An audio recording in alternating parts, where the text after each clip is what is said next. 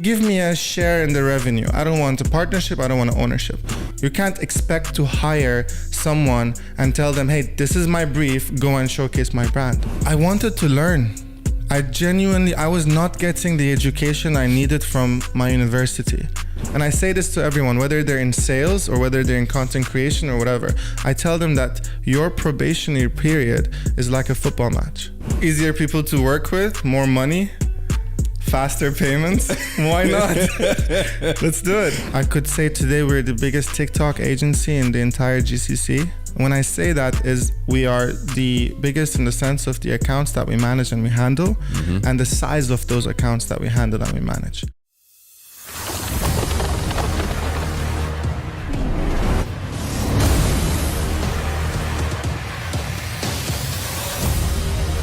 Mahdi, pleasure to have you here, buddy. Same here. Good to be here. We're just talking about Saudi there. You're saying it's really where the action is, right? Definitely, yeah. Tell us a bit more about that. Easier people to work with, more money, faster payments. Why not? Let's do it. I'm packing straight after this. I think the next place we should be is Saudi. Is Saudi, yeah? Definitely, because it's blowing up. Why do you think that is? Because of the vision that they have for 2030. That's Right. the first one. And also, they just want to grow fast, big, and they're doing everything. And the population of Saudi is 10 times, I think, more than what UAE has today. So more people, more businesses, more demand, and more money.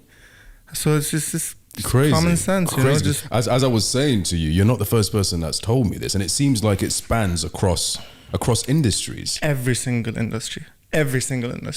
I have friends who have shut down their chain of F&B outlets, shut down in the UAE, and they have all moved their headquarters to Saudi Arabia. And now they're just scattering all over the place. Really? Yeah. Is there a particular place in Saudi? I think Riyadh is number one. Is number one. And then you have Jeddah and the other countries, and then there's another place. It's I don't remember the place what it's called, but it's in the kind of deserted areas, you know. And don't know if you've seen have you seen the really big glass mirror kind of a thing in the middle of the desert? I don't know if you've seen. I think it vaguely rings a bell. Yeah. Those places, I don't know. I don't remember what it's called, but there are a few places. But I think the main focus is Riyadh. Because I lived in Saudi very briefly, years and years ago. in my long and varied history, I used to be a teacher. I used to teach English, and I was in a place called Abha, which is up in the mountains, nowhere near as developed as Riyadh or any of these places. But even at that time, people there were talking about, Vision 2030. Now, all these years, I imagine there's been so much development. It's insane. But I'm curious, tell us a bit more about your business, what it is that you guys do. Yeah. So we are a 360 marketing media agency focused around the youth. So I started when I was 24. I wanted to do more in the agency that I was in. I've been selling all my life since I was 17. Right. Since I could get my hand on a car and some different things here and there, I used to sell Ugg boots. Ugg boots, okay. On Dubizzle. Dubizzle, yeah. And that's our gum tree in the UK. Literally. Back then, like nobody could, Ugg didn't exist here. Right. So I was connected with a warehouse that sold them. Yeah. Off price. People would wear Ugg boots in Dubai, though, in this 50-degree heat? In 3 months, I used to make so much money that enabled me to pay for tuition for college because I thought education is everything. Right. I thought. You thought. I was going to say. In my field, business, advertising, sales, management, and back then, I just wanted to get my degree because I thought it's just what you do, degree right? is everything. You get it. Right now, I don't know where it is. Same, I haven't used it. I have never used it.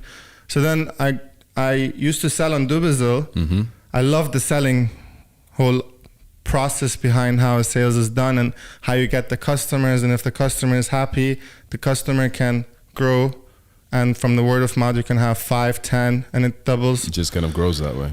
So it worked really well. Went into uni, college, started selling in uni.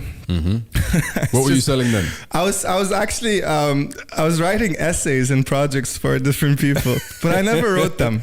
Where were you when I needed some exams done? Come on. I never wrote them. So what I used to do is I used to have 2 different websites that I was registered with. Right. One used to give me access to every single essay and project all over the globe through a Moodle system that kind of got them all together. Yeah. So I used to take them. I used to have a topic. I used to like do what I shouldn't be doing, but I did it. And then I used to put it in another software, which kind of paraphrased everything. Exactly what ChatGPT does today. I was about to tell you. You'd be raking it in. So what ChatGPT does today, I used to manually do, I think about, you could say 11 years ago. Got you. And just made money and made money and made money. So I had my UGG business on Duberzil, and then I had this. And then slowly when it both started working, I didn't have enough time. So I was making the money and I was paying other people to do the work with the model that I had. Right. So you were outsourcing this? I was outsourcing at a later stage, right? Because I didn't have time. And then just time passed and I wanted to work in a corporate environment. I was like, listen, I'm making the money. I'm 20. I'm having enough money to live a good life, you know, and I've been on my own since I was 17. So my family wasn't here. I had to, you know, struggle. I didn't have a place to sleep in. I had friends, family, car here, there. But then I wanted to experience the corporate world. I found an agency. Why did you want to experience it? I wanted to learn. Just to wear a suit? Yeah, no, not a suit. I hated I didn't like wearing a suit. I didn't want to. I wanted to learn what the principles and the norms of business is. Got you. Because I came from the streets. I never knew 9 to 6, or I didn't have a structure in my life. That formality. I wanted it. I was just craving it, you know. So I tapped into that world. Started working for an agency, advertising. Started with no salary, just to work. Right. So that's rare to find nowadays. People who would be happy to do that. Difficult to find. Why did you do that for no money? I wanted to learn. I was not getting the education I needed from my university. And I was afraid that once I finished, then I have to start gaining experience to get into a corporate field. Because yes, I was making money, but it wasn't stable. So I wanted to have that stable thing because my mindset was that at the moment. But then I had to learn to get to it. So I was making my money, I was getting my education, but my classes was at night. So I had my day free. Right. And I didn't want to chill at university with the other students and kids, you know, sitting on a common area, smoking and you know, just like laughing about and wasting time. Student stuff. I wanted to learn. So I went in, tapped into it. In about, I think, a year's time, I was top sales and just leading a sales team and just going on and on. Right. Took about 4 years. I left to start my business twice. I failed. And then every time I failed, I used to call back the company and I used to be like, can I come back? And they never said no. They never said no. Because I was making sales for them. You were making the money. Yeah, they didn't trust me. They didn't trust me for shit. In what way? Like, every time I wanted to go back, they're like, what if you leave again? Right. What are we going to do? We're going to you're going to bring all these projects, you're going to bring all these sales, and then boom, just going to go and want to start your own. So one day, I decided to, okay, fine, listen, I will come, instead of me leaving, I'll introduce this whole influencer management thing into the advertise, because they were doing print publishing and it was dying. It was on a decline massively 4 or 5 years ago. So I'm like, if you want to sustain and if you want to grow, let's introduce this. Give me a share in the revenue. I don't want a partnership. I don't want an ownership. So he said, okay, no problem, let's do it. But I will only do it when you get the first deal in for this project. But then when I went back to my ex-boss, I told him, hey, listen, I got the money. This is the contract. Everything is done. Let's go. Hire a team. Get me equipment. Spend some money. He said, I'm sorry, I can't. For whatever reasons. So then I just decided, I'm like, listen, I'm out. Like, I'm not going to come build something for you when you're not even willing to invest. Because my mentality is, if you want to make money, you have to spend money. Right. You will not be able to make money. If you're greedy, you have a limit. Right. And if you want to surpass that limit, you gotta make sacrifices. And if you don't do that in any industry, in any way possible, it will just not Money work. needs to go back to fuel that fire. So he said no, and then I went to the same guy. I'm like, listen, I've got the idea. Do you want to partner? He said, yeah, sure, why not? So he gave me some money. He took a certain percentage from the company, and I started. I started in 2018, TriFit Media. Right. I called it Shots Media at first, but then I couldn't get the name. So why TriFit? I Googled it. So, as you do. We were influencer management, production, and clients. Right. We were 3. And at the time, we were also 3 partners. We were my ex-partner Tawfiq, his partner Yasser, and me. So I went on Google and I typed, what are the synonyms of 3? And the word popped up, TriFit. TriFit. Actually, TriFit. Right. Is a word that not means even just but TriFit. TriFit means something that's equally split into 3. Right. Okay. So I named it. I'm like, whatever, you know, it works. It works. Who came up with the name Apple? Like, what did they think? Apple is gonna be Apple? I just wanted to leave because I needed more space to grow. I left, and my driver borrowed me 45,000 dirhams. Right. And I'm like, how do you have 45,000 dirhams and I don't have it? These guys are raking it in. So he actually is the eldest of his family of 12 that all live here, cousins, in-laws, whatever. And then because he's the eldest, he collects all of their salaries at the end of the month as a bank. The debt collector. Yeah, as a bank, he keeps it. And then he's like, take it, I trust you. I'm like, great, okay, let's do it. We started, and then it just started off from there. We went from 1 to 20 to 40 to 60. I think when COVID came, we shut down, depressed. I had to get a bigger place to grow, and everything shut down. I had a 20,000 square feet facility, 2 floors, and I'm like, what am I going to do? As soon as COVID stopped and the lockdown was over and we had to go back to work, I did one video on TikTok saying, I'm hiring every single person that there is in this country. If you're young, come here and join. I'll give you an opportunity. And literally overnight, the next day, open day, I had around 400 people at the facility. 400 people. My content went viral. Everybody was there trying to have an opportunity and wanting to do something. So then I'm like, I'm sitting in my office, right? I'm starting to do interviews. I don't know what I'm doing. I've been winging it all my life. So I'm sitting there with all these people, and then I know the feeling. Yeah. I'm like, what am I gonna do? And then I looked around. There were all these young people wearing like coats and suits, and they're thinking this is a media industry. You don't have to wear that. I don't care what you're wearing.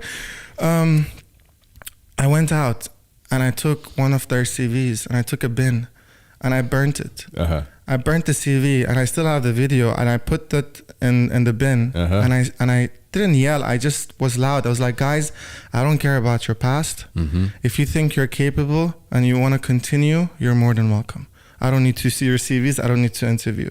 Your future work will show for itself. That's an interesting. I might have to take notes there. Bring a bin and a lighter. Obviously, it wasn't very. I don't know what the right word conventional. is. Conventional to do. But it worked. It works. And then we just grew. Obviously, a lot came and a lot went. Today, after 5 years, we've had over 5,000 people that have worked at the company, right, on and off. The peak was at 350, but then I failed again. I made so much money, and I invested into a garage. I invested into a supermarket. I invested into a bakery. Into a supermarket. I opened a supermarket, a 2-floor store supermarket that I wanted to be a media supermarket, which failed. I'm not even gonna go in and ask. That's not. And so everything failed, and then I dropped down from about 350 to today we're at 70 people. Right. But we're much more focused. I could say today we're the biggest TikTok agency in the entire GCC. When I say that is we are the biggest in the sense of the accounts that we manage and we handle, and the size of those accounts that we handle and we manage. Right. They're global accounts. One of them is Powerhorse. There are some that I can't name and I can't mention because of the NDAs I have with them, but there are very, very big key accounts that we take care of, we create content for, we manage. Right. We manage and handle some of the biggest influencers in the region. So we're focused and we're growing slowly, I could say. And my next move and target is to do the same kind of, you could say, model of supporting the youth. I'll always believe in it. Like, I will always believe. I never know in 5 years what app is going to pop up, which AI is going to pop up that's going to change the world. And I need to make sure that we are there with that crowd growing, and it's not going to be a 35-year-old launching it.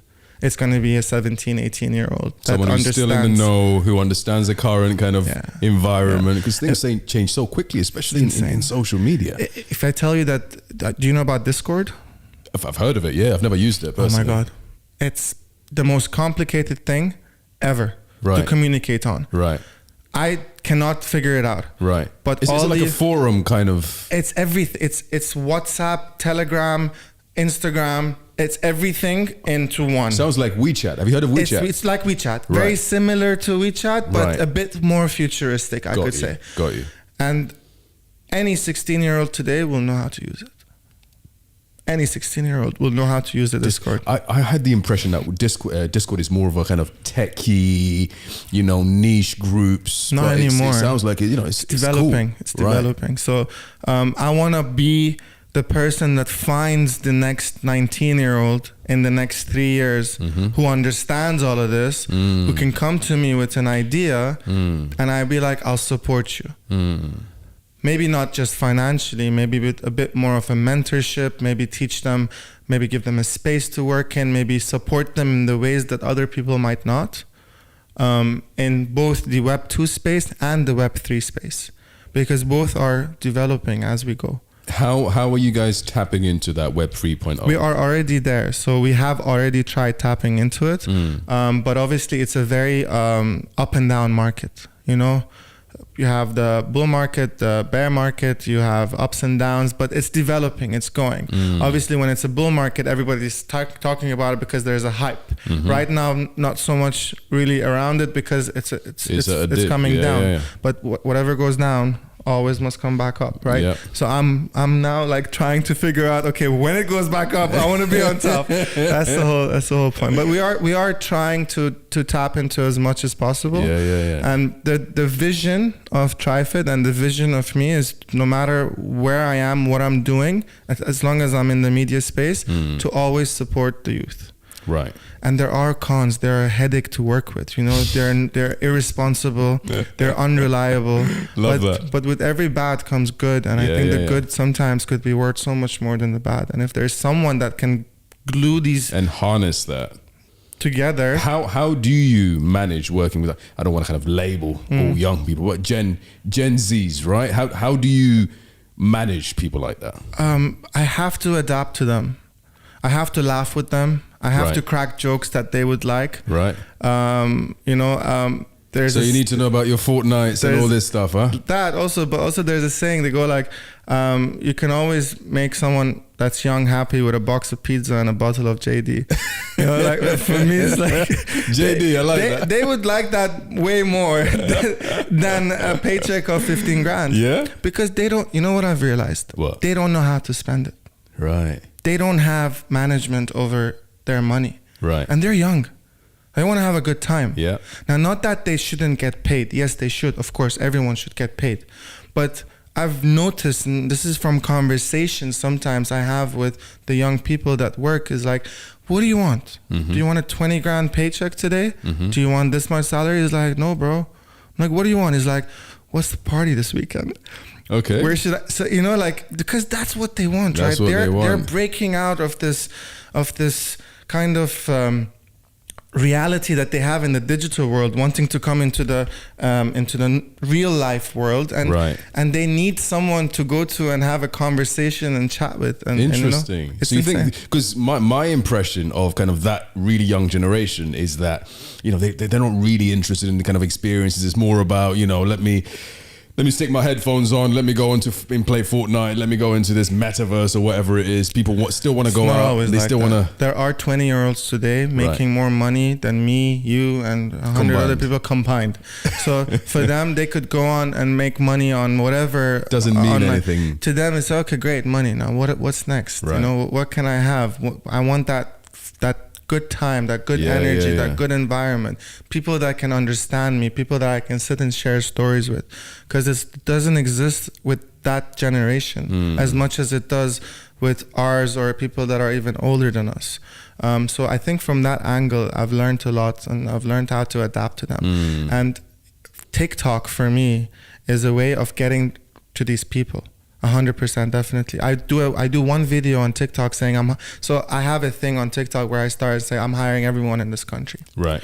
Now, not necessarily do I end up hiring everyone, because I'm not a I'm not a superhero or anything. Yeah. But I am giving an opportunity to the people that really want it. Yeah. So I get thousands of applicants and I end up bringing in 30 to 50 people in. And out of those 30 to 50 people, after being vetted in interviews and et cetera, 10 of them stay. Now, not because I get rid of them or I fire them. No, they stay because they might not like the environment. So we're very flexible in that sense. And then the people that get to choose to stay, we'll offer them the visas and the documents, and we'll have them, all that good stuff. All that good stuff. Yeah. But it takes a 3 month period. And I say this to everyone, whether they're in sales or whether they're in content creation or whatever. I tell them that your probationary period is like a football match. Football match is 90 minutes. Consider that being 90 days. The decision can change in minute 89. You never know. If you don't achieve anything from minute 1 to 89, maybe you'll score a goal on minute 89 and then you win the game, and that's it. That's an interesting perspective. And it's funny because it sounds like you're still very open-minded. If someone's not been perhaps performing that well for 89 minutes, that last minute for you is still worth something. Definitely, 100%. Okay. I believe in struggles because I've been through struggles. And maybe that's wrong, maybe that's right. It's okay. Some people have different perceptions, some people don't. I believe and you need to work hard, work long, and work smart all at the same time. Some people say, no, don't work hard or long, work smart. Maybe you'll save that thing. Why not do all? Work smart, work hard, work long. That kind of smoothly leads me on to my kind of last question, which is, what do you think it takes to be as successful as you are with Tryford Media? Patience and sacrifice.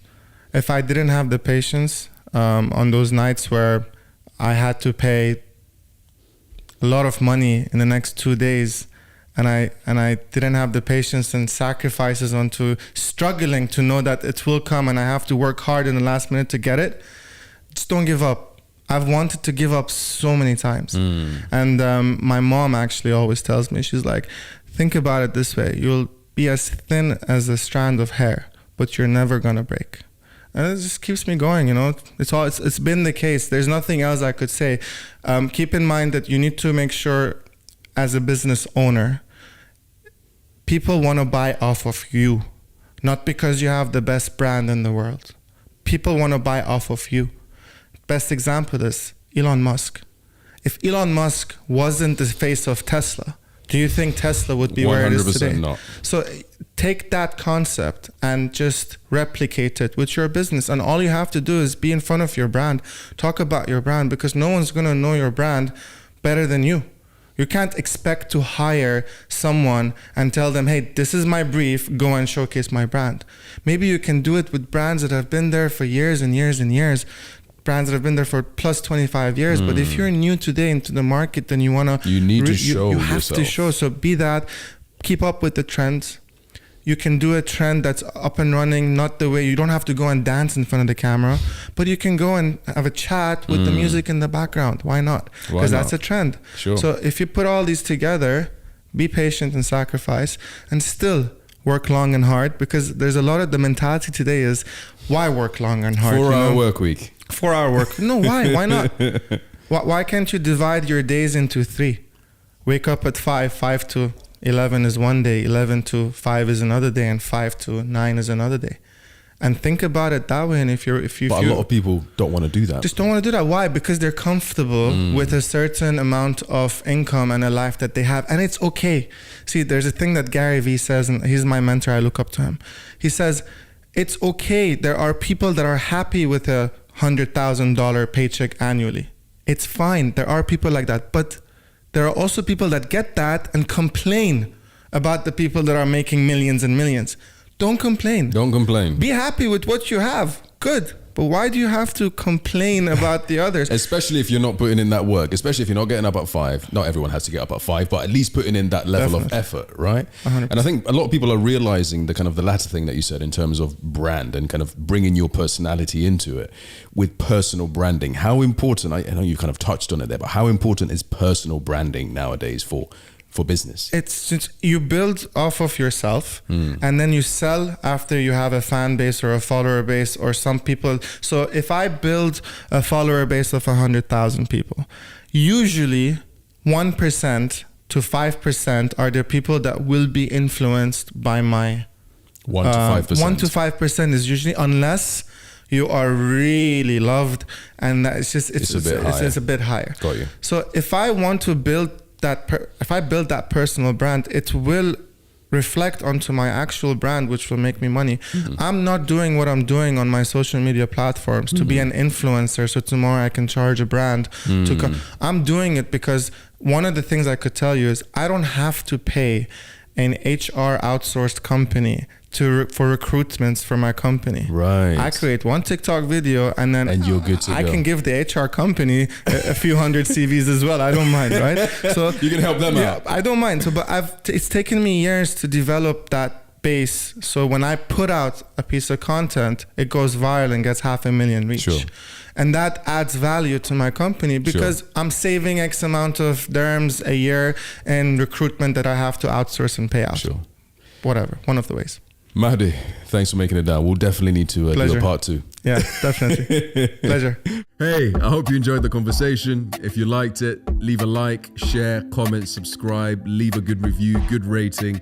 And if there is someone else that you'd like me to have a chat with, let me know in the comment section. Again, don't forget to share this. That's how we're going to get the word out there. That's how we're going to build a community around what we're doing here.